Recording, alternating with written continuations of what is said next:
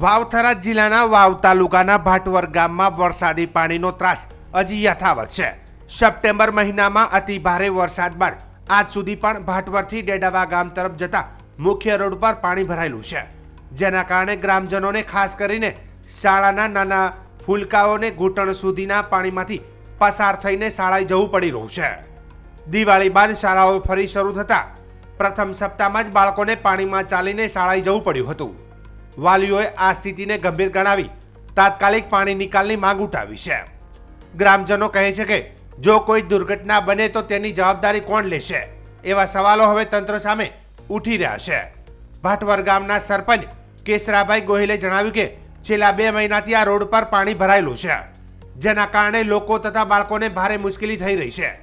તંત્રને રજૂઆત કરી છે અને કાયમી પાણી નિકાલની વ્યવસ્થા કરવામાં આવે। ચહેરાભાઈ ગોહિલ, આજે સતત 2 મહિના થઈ ગયા છે, જે 6, 7 ને 8ના વરસાદના પૂરના કારણે જે પાણી આવેલું છે એનો આજ સુધી નિકાલ થયેલો નથી। તો મારી સરકારશ્રીને એટલી વિનંતી છે કે અહીંથી લગભગ 1 કિલોમીટરની અંદર ભાટવરથી ડેડાવાને જોડતો મેન રસ્તો અને ભાટવર ગામની અડીને જ જે લોકો રહે છે પલોટ વિસ્તારની અંદર, એમના બાળકોને અત્યારે ભણવામાં બહુ જ તકલીફ પડી રહી છે। અને જે બાળકો છે અત્યારે લગભગ 35 થી 36 બાળકોનું ભવિષ્ય અત્યારે અંધકારમાં છે, એ લોકો પાણીમાં ચાલીને આવી શકતા નથી। અને મારી સરકારશ્રીને વિનંતી છે કે આ રોડને ઊંચો કરે અથવા કરનાળા મૂકે કે તાત્કાલિક ધોરણે કંઈક પાણીનો નિકાલ કરી આપે, તો અત્યારે જે બાળકો છે એમનું ભવિષ્ય સુધરે અને બાળકો નિયમિતસર શાળાએ આવી જઈ શકે। તો બીજી બાજુ ગ્રામજનોમાં શેધાભાઈ ગોહિલ અને દશરથભાઈએ જણાવ્યું કે બાળકોને શાળાએ મોકલવામાં અમને ડર લાગે છે। પાણીમાં જોખમ છે અને બાળકો કેડસમાં પાણીમાં ચાલીને જઈ શકતા નથી। ઘણા બાળકો તો કાલે પણ શાળામાંથી પાછા ફરવા મજબૂર બન્યા હતા। ગામની શાળાના આચાર્યોએ પણ સ્વીકાર્યું કે પાણી રોડ પર હોવાથી વિદ્યાર્થીઓ શાળાએ આવી શકતા નથી।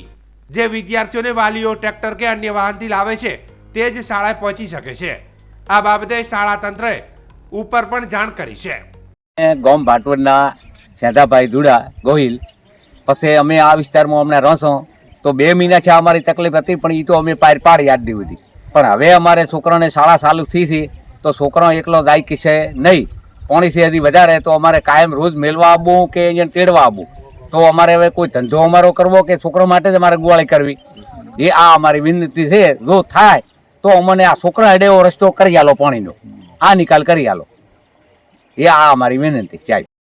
પાણીનો રસ્તો છે અમારો મેન 70% માણસો અમારે આ રસ્તે અવર જવર કરવાવાળા માણસો છે, અને અમારે છોકરા છે અંદાજિત 101 છોકરા છે આ રસ્તે જે સ્કૂલે જાય છે। અત્યારે કાલે સ્કૂલ ખોલી છે અમારે છોકરાને ભણવા માટે જવાની બહુ તકલીફ પડી રહી છે। કમ્પ્લીટ આટલે પાણી છે, છોકરા અંદર પાણીમાંથી આવી શકતા છે નહીં સ્કૂલે।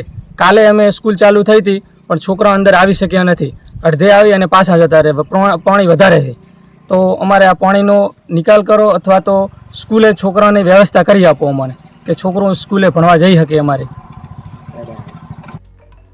ભાટવર ગામમાં હાલની સ્થિતિને જોતા સ્થાનિક તંત્ર તરફથી તાત્કાલિક પગલાં લેવાની જરૂરિયાત છે।